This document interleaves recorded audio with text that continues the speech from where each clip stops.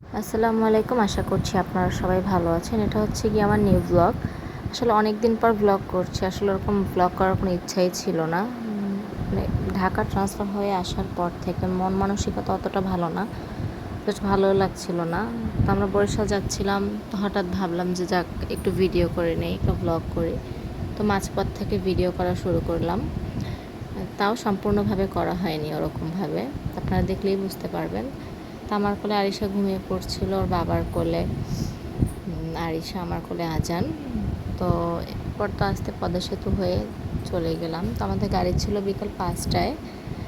তো যেহেতু আমাদের যেতে যেতে রাত প্রায় 10টা বেজে গেছিলো, তো গাড়িটাও খুব আস্তে আস্তে চালাচ্ছিল এবং পথে 2 জায়গায় নামাজের জন্য জায়গা দিয়ে সময় দিয়েছিল।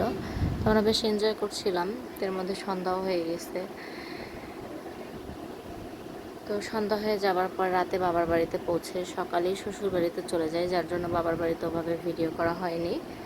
তো সকালবেলা বাড়িতে আসার পরে তো আগে আমরা জেনেছি যে রেমালের তাণ্ডবে আমাদের উঠানের উপর গাছ পড়ে গেছে।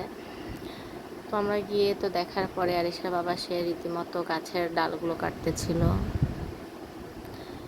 তো সাথে আবার ওর বাবার চাচাতো ভাই এবং বোন ছিল।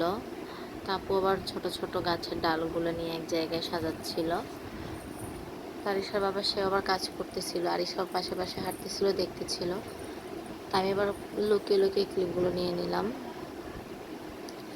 যে ভালোই লাগছে জিনিসগুলো দেখতে। আসলে দেখতে ভালো লাগে এটা বড় কথা না, বড় কথা এবার ঘূর্ণিঝড় রেমালে সবাইকেই এমন একটা পরিস্থিতিতে ফেলছে যা বলার বাহিরে। পর্যাপ্ত পানি উঠেছে এবার।